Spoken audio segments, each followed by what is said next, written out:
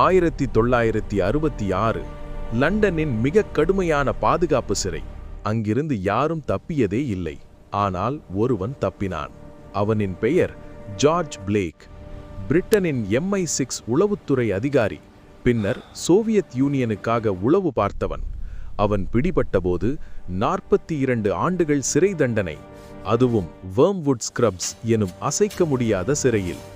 ஆனால் 1966 சிறையின் சுவரை கடக்க வெளியிலிருந்த நண்பர்கள் ஒரு கயிறு ஏணி அமைத்தனர்.